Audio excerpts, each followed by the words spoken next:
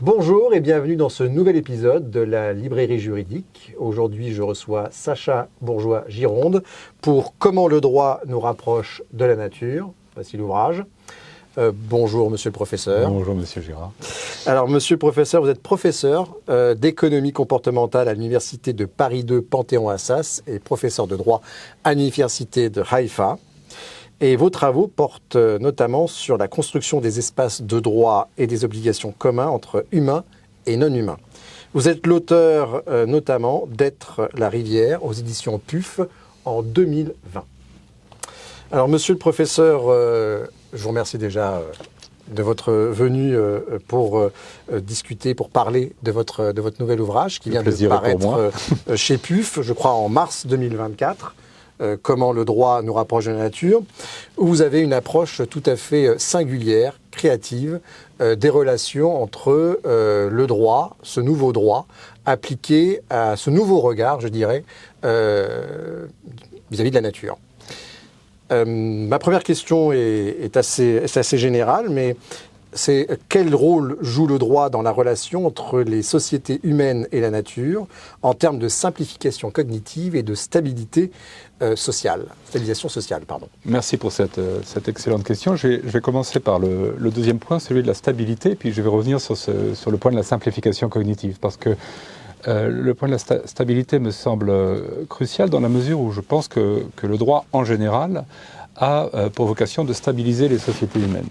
C'est-à-dire, en fait, le droit a une fonction que je dirais conservatrice, ce qui n'implique rien sur le plan politique. C'est pas conservateur au sens politique, c'est conservatrice au sens de garder des équilibres dans les relations humaines. À partir du moment où certains équilibres sont rompus, le droit doit agir, on peut saisir le droit pour essayer de les rétablir. Or, ce qui m'intéresse ici dans ce livre et dans l'ouvrage précédent, c'est qu'il y a une forme d'instabilité générale dans le monde, qui est une crise environnementale, tout simplement, et que ça affecte ces équilibres que le droit essaie de poser sur la société. Donc, on va essayer de trouver de nouvelles façons de penser la nature, de penser l'environnement en droit, pour établir ces équilibres entre l'homme, la nature, entre la société et son environnement. Donc, il y a un déséquilibre. La crise environnementale, c'est ma thèse, en fait, produit des déséquilibres juridiques et sociaux. Et le droit a pour vocation de faire ça. Donc il doit inventer de nouveaux outils. Et parmi ces nouveaux outils qui ont été mis en œuvre récemment, ce n'est pas encore une mouvance internationale, ce n'est pas encore un changement radical du droit, mais c'est un début peut-être de changement de paradigme, on a effectivement pensé la nature autrement que d'habitude dans le droit, en donnant précisément des droits à la nature. Alors, comme si la nature pouvait elle-même dire, eh bien, je suis source d'instabilité, donnez-moi des droits, et ça va recréer de la stabilité, quelque chose comme ça, un geste de cette nature-là, un peu abstrait, comme ça, pensé de manière abstraite. Donc du coup, la nature est un objet qui devient actif dans le droit, alors que jusqu'ici, elle était invisible d'une certaine manière. Elle était un objet du droit, elle devient un sujet du droit. Donc elle est capable d'engendrer de nouveaux équilibres dans le droit, et si possible, de nouvelles stabilités face à la crise environnementale qui est source d'instabilité. C'est ça mon approche. Alors, pour répondre à la question de la simplification cognitive, c'est qu'il me semble que le droit environnemental classique, tel qu'il est là, n'est pas toujours facilement saisissable, en fait. C'est difficile d'attribuer parfois des torts, c'est difficile aussi de savoir qui est destinataire des droits, en fait. Bien sûr, quelqu'un dont la propriété est polluée, c'est assez évident. Mais de manière générale, si on regarde la crise environnementale, qui est responsable de la crise environnementale, comment on peut se défendre, et qui peut se défendre par rapport, qui est autorisé à se défendre, qui a intérêt à agir par rapport à cette crise environnementale.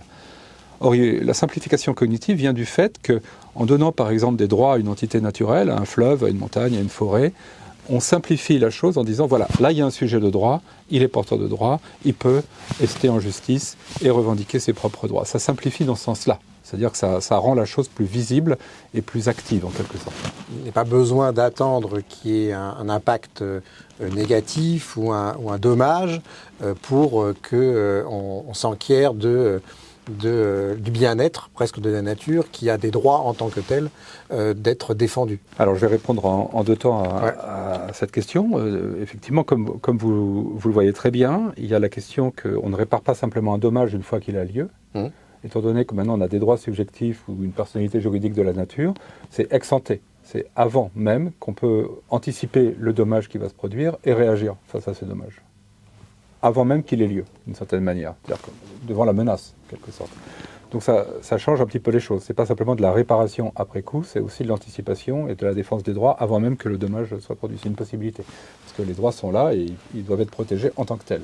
Est-ce que vous pensez que ce n'est pas une suite du développement du droit de précaution, de manière générale? C'est une très bonne question parce qu'effectivement, on peut dire que c'est une suite du droit de précaution, sauf que maintenant, ce droit de précaution, ce n'est pas simplement une veille de la part, par exemple, de la puissance publique ou des entreprises privées par rapport à leur action et au fait qu'ils doivent anticiper des dommages potentiels.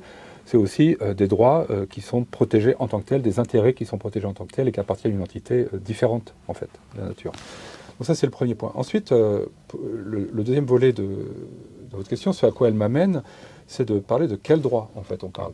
Ça, on parle de droit en général, là, pour l'instant, mais c'est pas très précis. Et il faut rentrer dans les détails de ces droits. Et c'est là que ça devient intéressant. Par exemple, un droit qui m'intéresse particulièrement, c'est le droit d'un écosystème à son intégrité.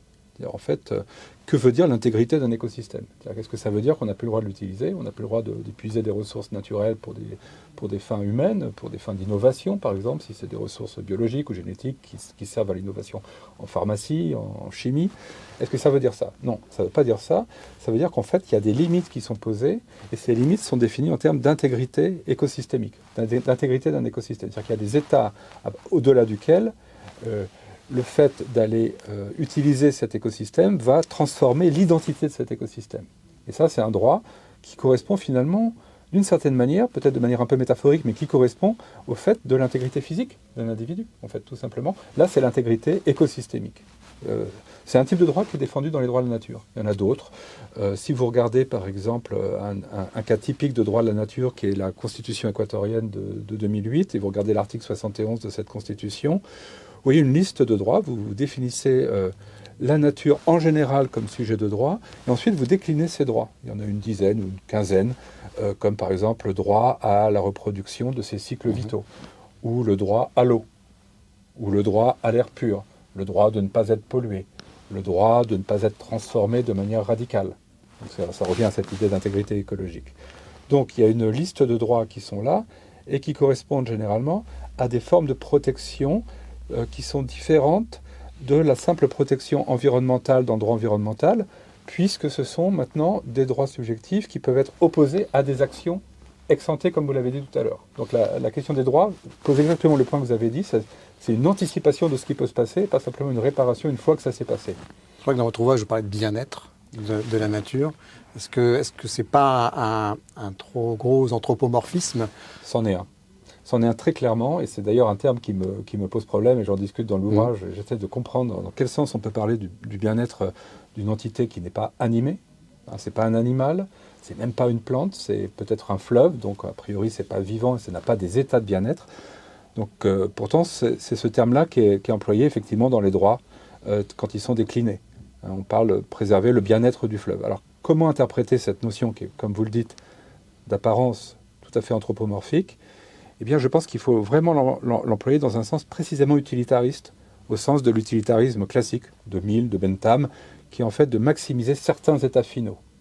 C'est-à-dire, au fond, ce n'est pas le bien-être comme état ressenti, c'est le bien-être comme but à atteindre de stabilité, d'intégrité, indépendamment du fait que ce soit un état ressenti. C'est un état du monde qu'on peut appeler état de bien-être, et il faut presque se détacher en fait de la connotation sensible du mot bien-être, et ne garder que l'idée utilitariste de maximisation d'un certain état du monde. C'est comme ça que je l'interprète, parce que sinon on va tomber dans des formes d'anthropomorphisme qui vont rendre ces droits presque incompréhensibles d'une certaine manière.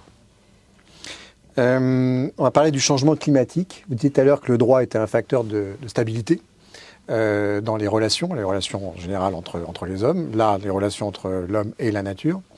Justement, en quoi ce changement climatique remet en question les fondements traditionnels du droit, et notamment en ce qui concerne la propriété foncière, ce que vous abordez dans votre ouvrage, et les relations homme-nature?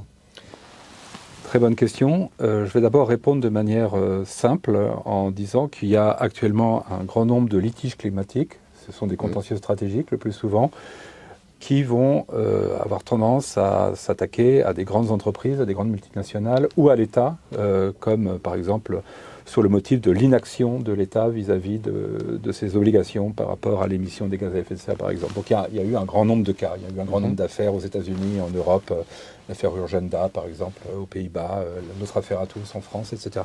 Donc il y a un grand nombre d'affaires. Et là déjà, rien que dans ces affaires-là, avant que je rentre plus en profondeur dans la manière dont le climat change le droit, là on a déjà la manière dont le climat en fait change l'action, la plainte en quelque sorte, et l'action juridique, le contentieux. C'est assez intéressant parce qu'il faut montrer la responsabilité de l'État par rapport à ses obligations, et ça c'est déjà quelque chose d'assez intéressant. Parfois, les affaires sont refusées. Aux États-Unis, l'affaire Juliana, par exemple, elle n'a pas un succès réel pour l'instant, du point de vue juridique, plus ou moins, disons. Mais au départ, non. Pourquoi ? Parce que finalement, le juge va dire ce n'est pas de notre ressort, ce n'est pas du ressort judiciaire, c'est du ressort législatif, c'est du ressort politique. Allez vous adresser au Congrès plutôt que vous adresser à un juge. Donc ça met déjà en question la question de la responsabilité de l'État en général, de la structure de l'État. Donc ça, c'est le premier point. Ensuite, plus en profondeur, parce que votre question atteint des choses plus en profondeur. Le climat, comme je le disais tout à l'heure d'ailleurs, la crise environnementale actuelle est source d'instabilité politique et sociale. Vous pensez par exemple aux migrations climatiques. Qu'est-ce que ça met en cause, les migrations climatiques ? Ça met en cause les questions de souveraineté, en fait. Si des îles disparaissent, comme les îles Kiribati ou Vanuatu, des îles du Pacifique, des petits États insulaires du Pacifique, qui sont peut-être voués, en raison de la montée des océans, de l'océan, à disparaître. Qu'en est-il maintenant des droits et de la souveraineté des individus, des habitants, des nationaux, en fait? Perdent-ils tous leurs droits, tous leurs droits? Donc il y a des questions, effectivement, que pose le changement climatique sur des concepts fondamentaux en droit public et en droit privé, d'ailleurs, qui sont les concepts de souveraineté étatique et les concepts de propriété foncière.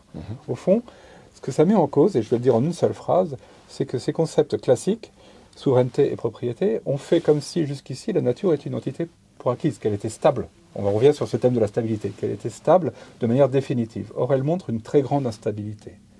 Or, on a mis des concepts de propriété et de souveraineté, qui sont des concepts juridiques fondamentaux, sur des entités qui en réalité sont mouvantes.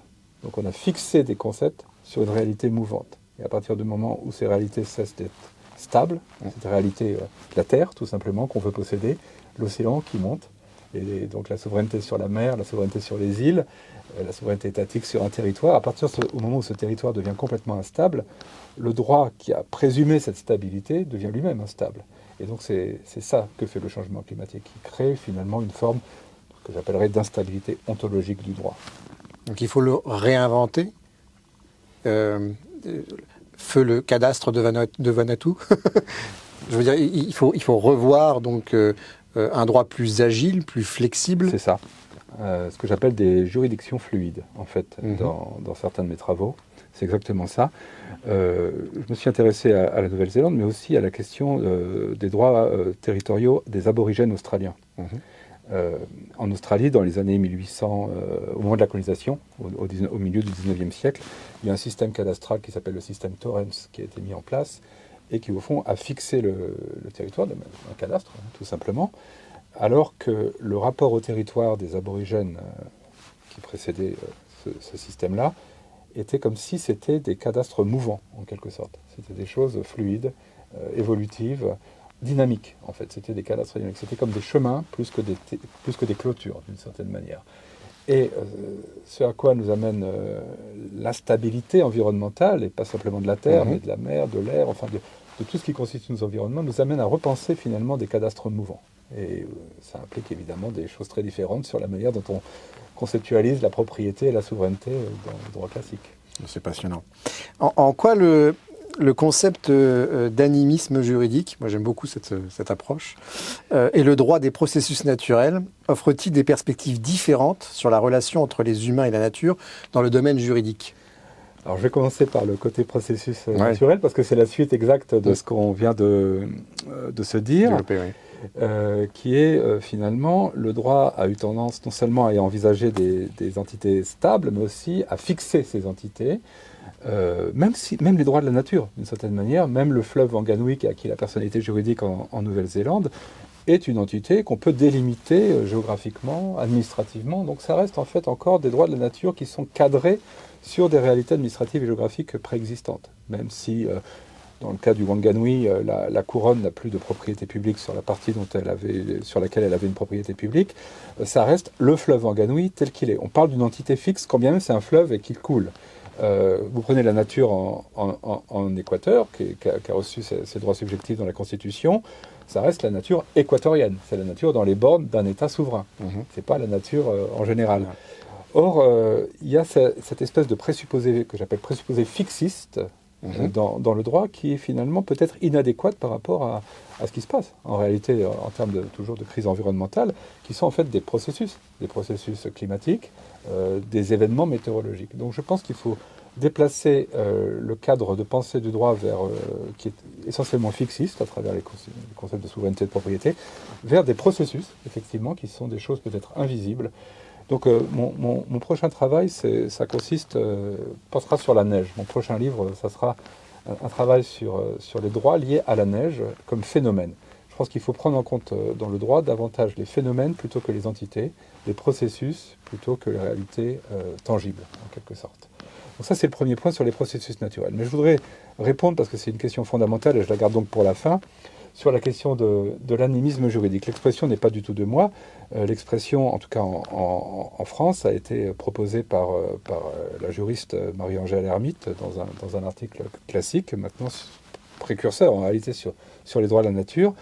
Et elle a son propre usage de l'animisme juridique, mais je voudrais distinguer deux aspects de l'animisme juridique pour être bien clair sur cette notion qui est complexe en réalité. On pourrait penser, en disant animisme juridique, que ça veut dire tout simplement que le droit va incorporer des conceptions animistes de la nature. C'est-à-dire que certaines personnes, certaines populations peuvent prêter à des entités de la nature une forme d'esprit, et c'est ça qu'on appelle l'animisme. Alors que nous occidentaux, on n'aura pas tendance à le faire, ou plus tendance à le faire, ou alors à le faire, mais de manière non stable. Donc on pourrait dire, voilà, l'animisme juridique, c'est admettre ces croyances animistes et en faire quelque chose dans notre droit occidental. C'est une façon de voir les choses et on peut se dire, c'est un peu ce qui s'est passé finalement en Équateur et même en Nouvelle-Zélande avec la personnalité juridique du fleuve Wanganui en disant, puisque les tribus maoris riveraines pensent que c'est un ancêtre, donc lui prête peut-être une forme d'esprit, en tout cas de lien personnel, alors utilisons la personnalité juridique pour accommoder, pour incorporer cette notion-là. Et je pense qu'il faut être très prudent avec ça parce que c'est pas mon approche en fait. Le droit peut être sensible à des formes culturelles diverses, c'est donc du pluralisme juridique, il peut admettre des croyances animiques, il peut les reconnaître. Ça ne fait pas de lui un droit qui est animiste au sens de ses croyances.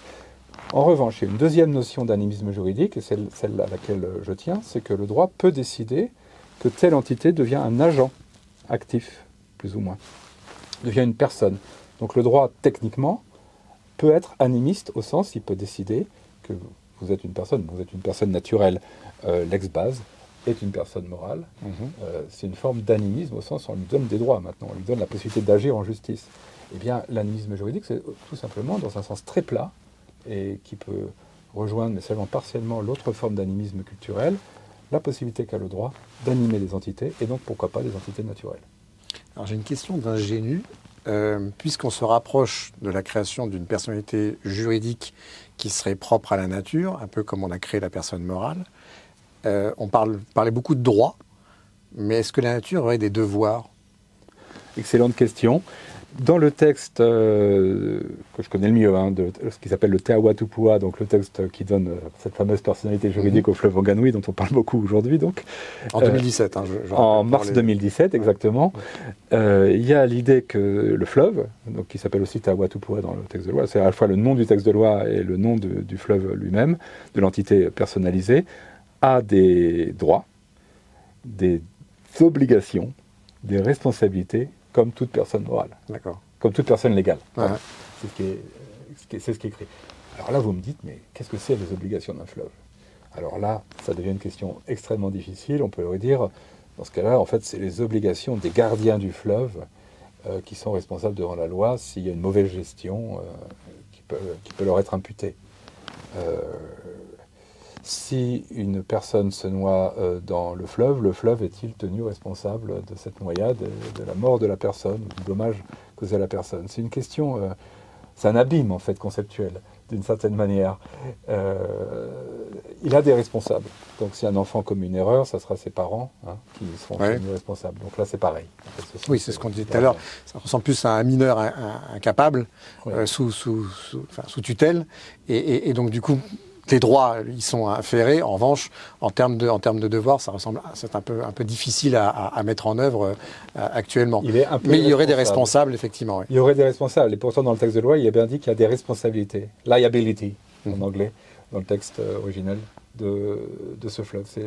C'est difficile à concevoir, mais en même temps, c'est bien, je pense, d'avoir fait un régime de droit accompagné d'un régime de responsabilité, pas d'avoir coupé la chose comme on pourrait le faire d'ailleurs. Mais là, on ne l'a pas fait.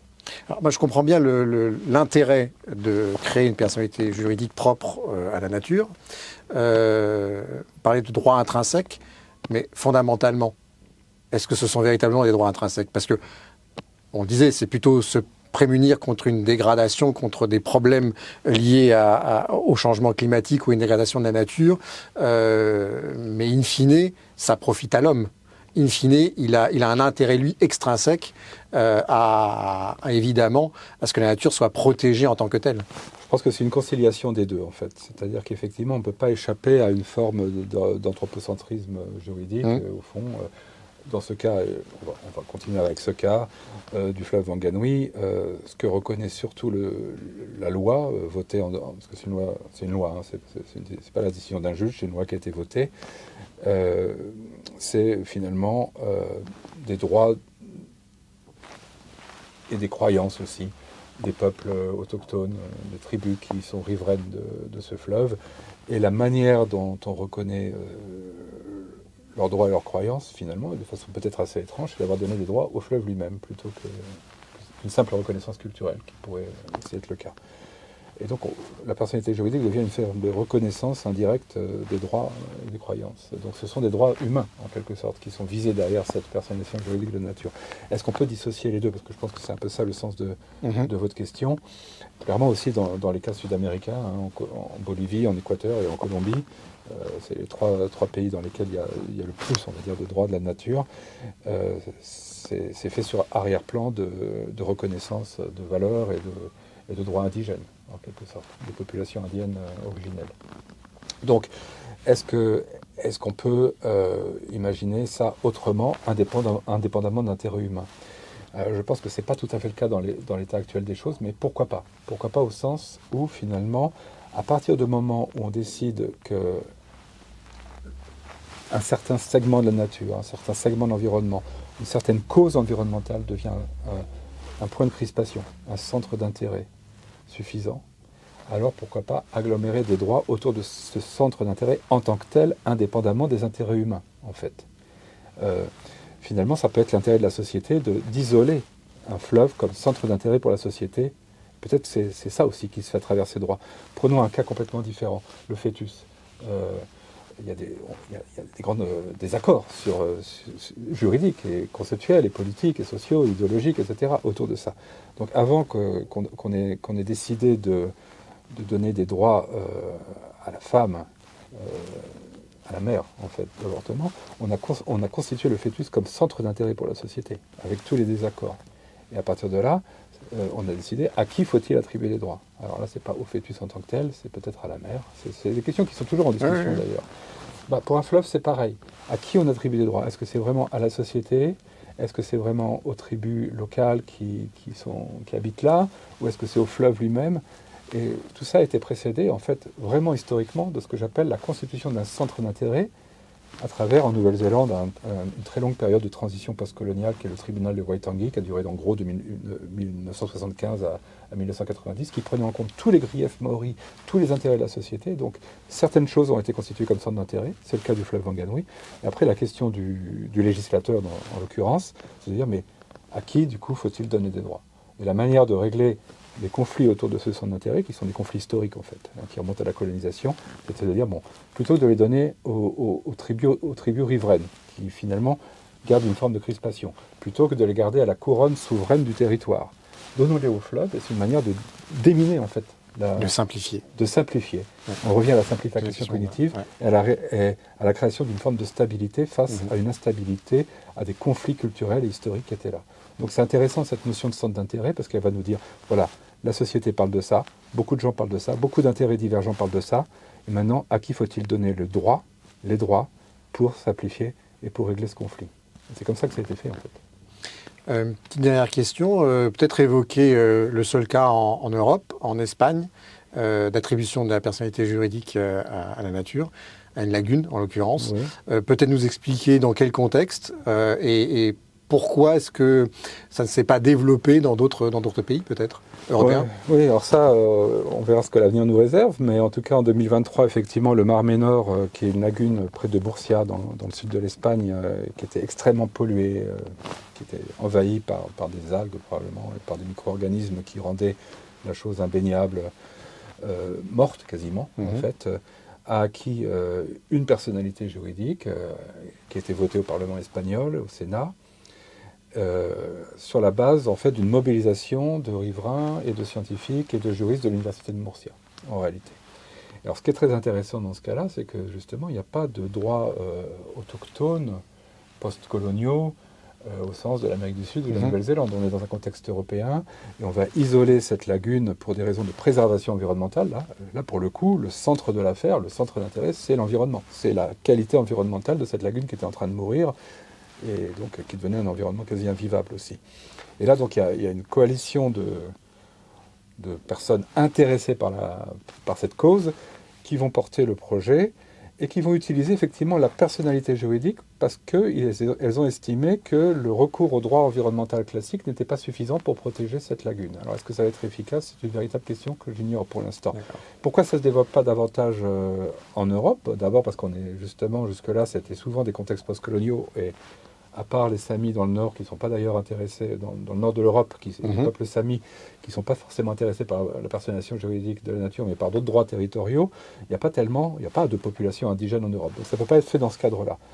Par ailleurs, en droit européen, il y a déjà des directives fortes, comme la directive Habitat par exemple, de protection de l'environnement, qui peuvent paraître pour la plupart des acteurs politiques et des juristes suffisantes en fait pour protéger l'environnement. Donc le changement de paradigme qui a lieu sous d'autres continents en Europe est plus difficile à établir dans le droit européen finalement. Et alors aussi dans le droit français, si on reste à la France, c'est difficile parce qu'on a un État absolument centralisé, post-jacobin, et donner la personnalité juridique à un fleuve, mettons comme il y a une initiative sur la Loire par exemple, ça veut dire en fait finalement sortir du cadre centralisé étatique de la gestion du territoire. Ça veut dire finalement des formes de sécession en termes de droit du territoire. Et ça, dans le droit français public, ça paraît difficile en fait. D'ailleurs, j'en profite. Il me semble que la Loire est en passe ou déjà au patrimoine mondial de l'humanité. Oui. Est-ce qu'il y a un lien qui peut se faire entre un certain nombre d'éléments de la nature? On sait qu'il y a des paysages qui sont également classés au patrimoine par l'ONU et l'UNESCO. Est-ce qu'il peut y avoir un lien juridique entre cette reconnaissance et, in fine, une reconnaissance de la personnalité juridique proprement dans les États? Ça pourrait s'envisager, puisque les questions de patrimoine mondial concernent à la fois le patrimoine matériel et le patrimoine culturel. Donc, on pourrait parler aussi d'une personnalisation de la Loire sous l'angle de la culture, puisqu'il y a une culture ligérienne, qui peut être multiple d'ailleurs, de toutes sortes, plus que sur le côté matériel. Finalement, peut-être que la reconnaissance culturelle serait un moyen davantage direct que la question de ce que j'évoquais juste avant, de la sécession territoriale d'un fleuve comme la Loire. En tout cas, il peut y avoir des passerelles, mais il y a aussi des ambiguïtés dont il faut avoir conscience. C'est parce que là, on parle de patrimoine mondial, de patrimoine culturel ou matériel, et au bout du compte, les droits de la nature remettent en cause cette notion de patrimoine, précisément, qui reste quand même une espèce d'héritage du droit romain, ancré presque dans la propriété, d'une certaine manière. La fixité que vous évoquiez tout à l'heure. Donc du coup, il y a quand même peut-être une incompatibilité conceptuelle à relever. Merci Sacha Bourgeois-Gironde. Je rappelle votre ouvrage « Comment le droit nous rapproche de la nature ». C'est paru aux éditions PUF et c'est sorti en mars dernier. Merci beaucoup.